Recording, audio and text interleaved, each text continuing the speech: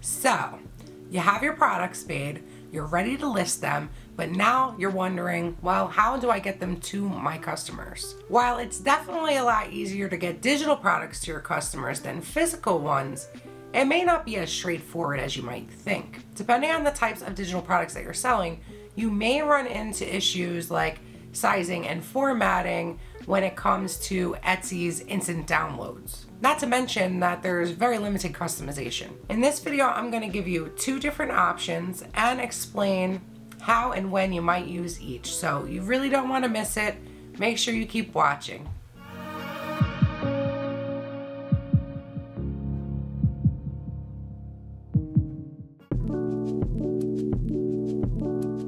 So method number 1 is uploading all of your documents right to Etsy. There are a few limitations to doing this, so again, it depends on what product you're selling as to whether or not it's going to work for you. So let's go over some of those limitations so you can start to decide which method's going to work better for you. Etsy's instant download max file sizes are 5 files, each at 20 megabytes. If you have any more than 5 files, or if any of those files are over 20 megabytes, then this option's not going to work for you. Here is a list of Etsy supported file types.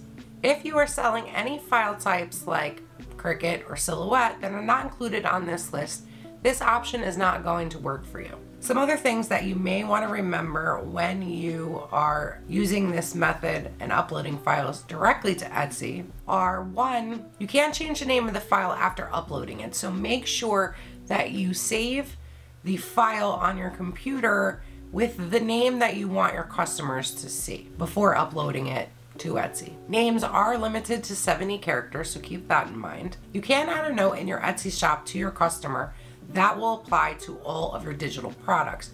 Your customer will see this on the downloads page once they've purchased the product. To add this, you're just going to go to Settings, Info and Appearance, and Message to Buyers for digital items. We will go over this a little more in the next episode, so make sure you hit the subscribe button and the bell notification so you don't miss the episode. At this time of my recording this video, Etsy does not allow variations for digital products. If you want to offer multiple variations, you can upload 5 different variations as individual documents, or you can use method 2, which we'll go over next. But just keep in mind that you should have at least 2 downloads per listing, because you should have an instructions page and the product itself. Before we move on to the second method, I just quickly wanted to mention how it would work if you were offering custom digital products.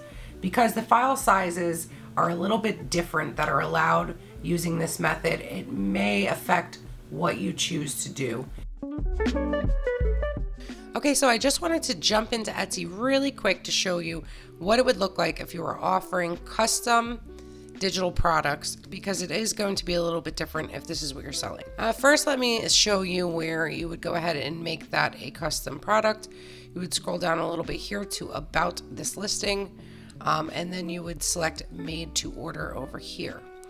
And now once you come down here to Type and you click Digital, when you scroll to the bottom, you will see that where you would normally add your files, it's going to give you a message here saying that since you'll create the files after purchase, because it is custom, then upload them to complete the order. This is something that's done after the order has been placed, and you would do that over here in your orders and shipping. And when you mark the order complete, you will be able to add your files there. But the reason I really wanted to mention this is because that the file sizes required in doing it this way are a little bit different. So they allow a little bit more when it comes to selling custom digital products. You still get 5 files that you can upload. However, each file can be up to 80 megabytes as opposed to the 20 megabytes per file that you're allowed for your regular digital products in your store. So I just wanted to make sure to mention that so that you can take that into account when you're making your decision on which method you want to use. So if you are planning to sell custom digital products, the regular upload may work best for you. You can still use the other method that I'm just about to show you, but I just wanted to make sure you were aware of the difference in file sizes. Okay, method 2 is to create a PDF with links in the PDF to the actual files. And this would go to like a Google Drive or a Dropbox account. Some reasons that you might decide to use this method versus the instant download method are if you plan to have some larger files. Maybe not every product has large files, but if any of them do, I would think about offering everything in the same method for consistency. I would go ahead and stick with this second method. Also, by using this method, you have so many more options as far as customization. You can add links to so many things on your PDF, like instructions, videos, newsletter sign up, other product listings that might be related to this product that they purchased, and freebies, and so many more. Using this method also will allow you to offer as many variations as you want. So let's say maybe that you're selling a planner and you have 6 different color options and you have 4 different layout options. Now you can have one PDF with all the links in it and even guide the customer through the choice and have the link right in there to allow the customer to download the exact product that they want. I am going to show you how to do this when we jump into the computer and I show you how to create your PDFs for this method. You also have unlimited file sizes. You can add whatever notes to your customer that you want on your PDF, and which is really useful when you have different products. You can make them more customized per product.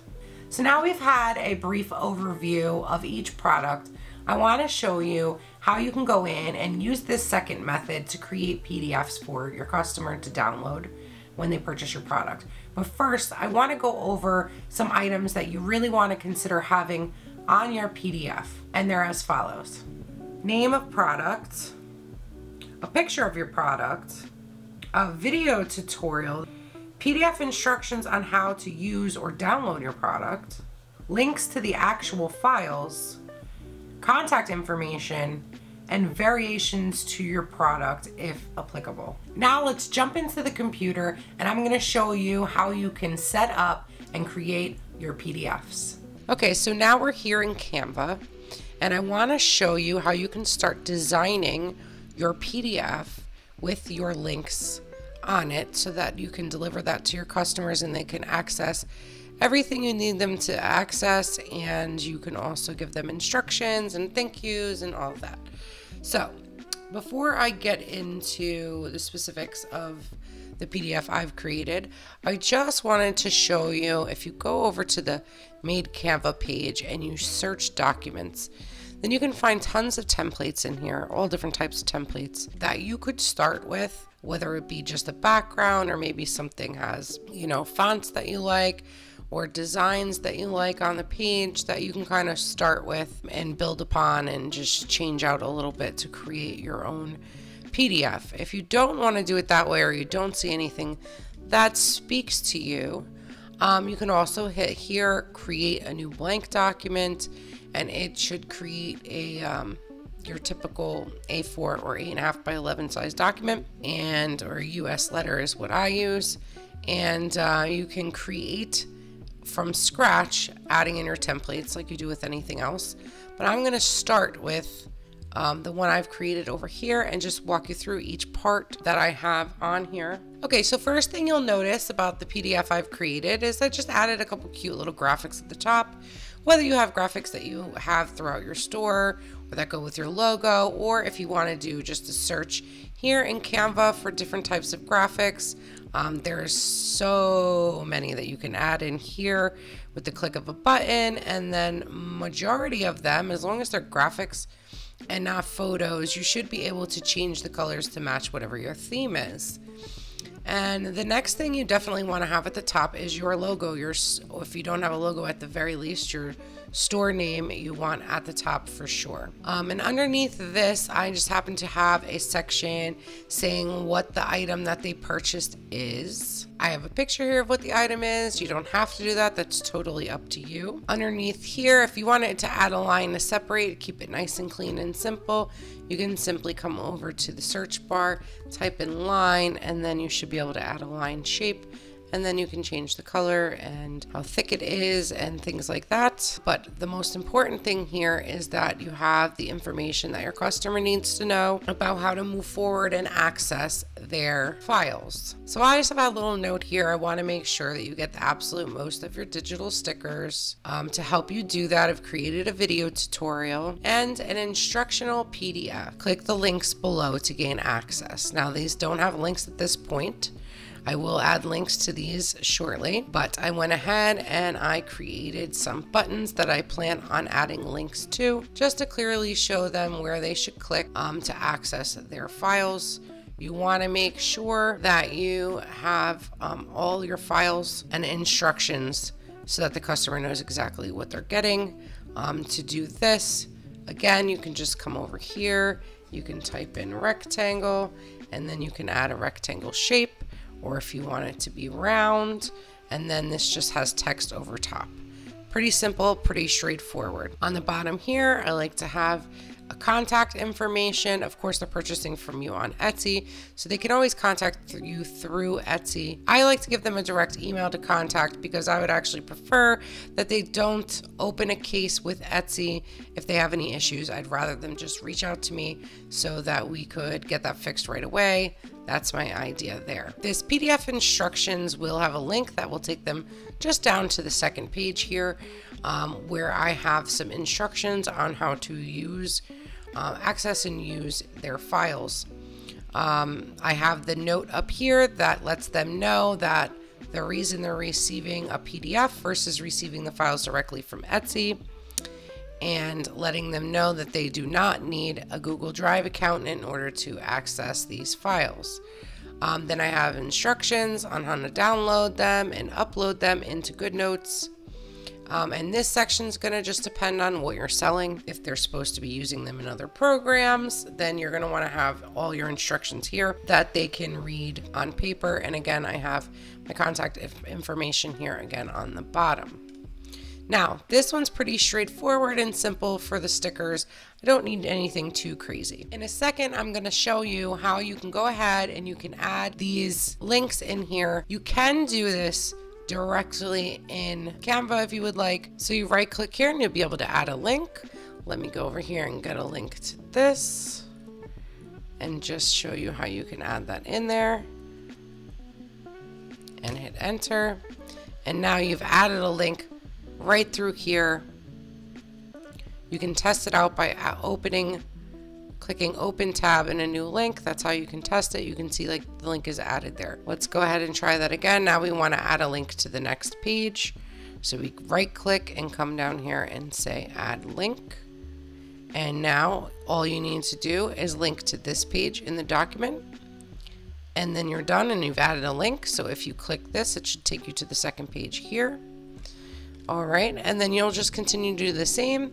For this instance, I would have a GoodNotes sticker book in my Google Drive, which will give me a link, and I will just right click, add link, and then I will just add that link here, hit enter, and you're good to go. So it's really, really easy to add links right here in Canva if you do not have a PDF reader that allows editing. So you can add links really super simple. And when you're ready to export, you're just going to hit share. You're going to come here to download, and then you're going to make sure you choose PDF standard. So PDF standard, and you want to make sure all pages are selected here. And then you're going to just click download. Once that came up and it's downloaded, when you bring it up, you could just test out your links here. You can tell if you just hover over, you don't even need to click on it. It's going to give you that little icon, and it says right there where that link goes to.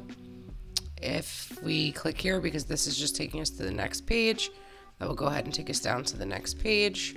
And we didn't add any links here, but that's that really. So that's how you can create your PDF, add your links, and download it, export it all through Canva. Super simple. But the next thing I did want to show you before we move on is I want to show you how you could create a PDF when you have multiple variations to offer.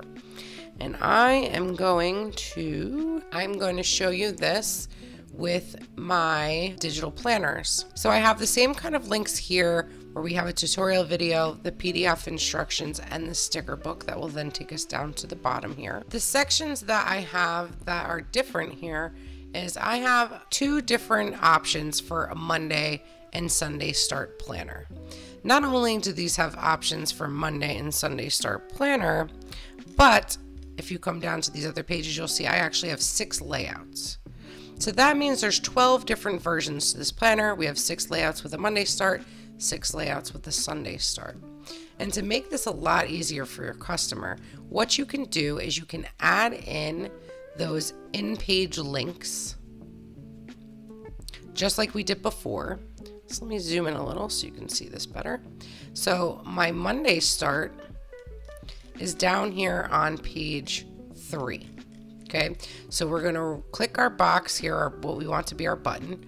We're going to right click, hit link. Now I'm going to choose page 3 for that to be linked to. And then for this one is page 4. So we're going to go ahead and we're going to add a link to page 4. So now if I go and I click this link, it's going to take me down to this page so that my customer, as soon as they're trying to figure out what they want to download, they first say, hey, I want it to be a Monday start. And now they can come down here and they can see a picture of what each layout will look like. But the key here is I have a different file linked to each one of these pictures. So I have a Monday block vertical, a Monday horizontal, a Monday hourly, and so on and so forth. And so each of these has a different file in my Google Drive. And so once they click one of these and decide what they want, this will be a link to the Google Drive. So that will help your customer guide them through the different variations.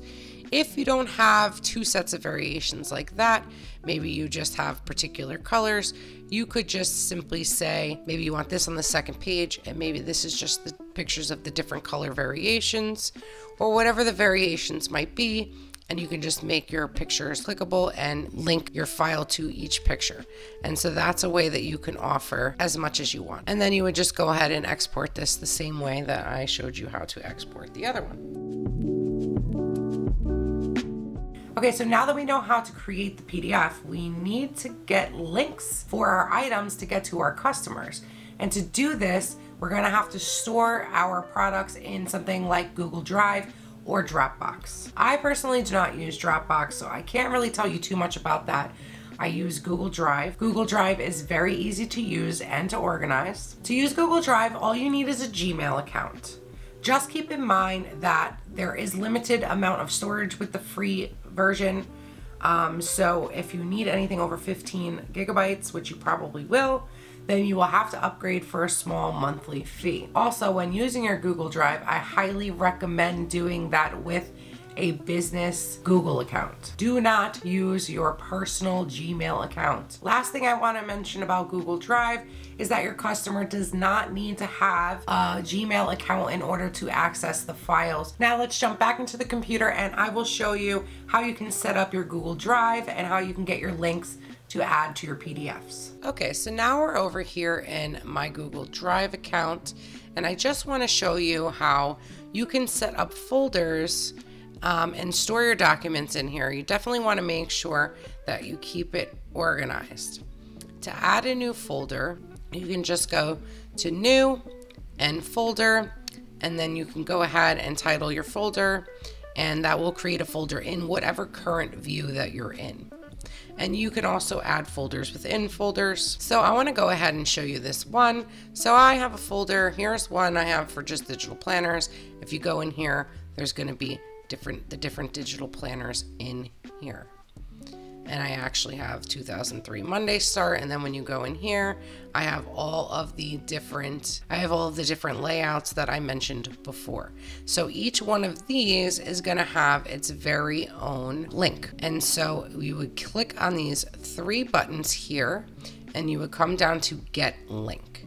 And now what you do want to make sure that you do is when you initially add your file and come to get a link, it's going to say restricted here.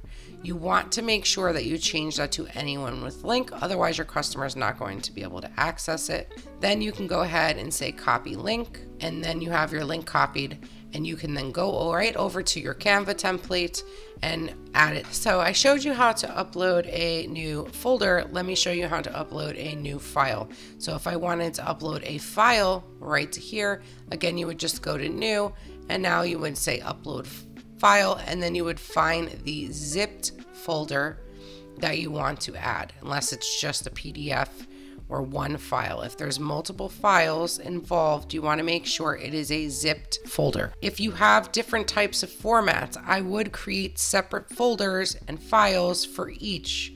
So if I come in here, I'll show you I have the PNGs, the transparent PNGs, and then this one here is a GoodNotes sticker book. These are separate files. If somebody's using a GoodNotes sticker book, they may not want to use the PNGs. And if someone has anything other than GoodNotes and they want to use PNGs, they definitely don't need the GoodNotes sticker book. So you don't want to force them to download both files. It's better to just keep it separate. This also helps with organization. So like I said before, you also want to make sure that your folders are zipped. Okay, so the last thing I wanted to mention is that you can also get a link for an entire folder. It doesn't have to be just the file itself. So if I did want to say offer this entire folder for habit trackers, and I had one link just to the habit trackers, even though there are two separate types of files in here, you can simply go ahead and on the main folder, click the dots, and you would do the same thing. You would get your link that way. You would change this to anyone with link, and then you would copy your link, and it's the same process that you can do for a folder of items, or you can do for individual items. So now that we have our PDFs created, we are so close to having our shops open. Only thing we have left to do to open our shops are to add our listings and get our shops set up. We are almost there. So we're gonna go over this in the next episode, but really that's not the end. It's kind of just the beginning of your journey, because after that, we wanna go over marketing and scaling and growing your business, and that will be the following 2 episodes. So you don't wanna miss it. Make sure you've subscribed, and I will see you in the next episode.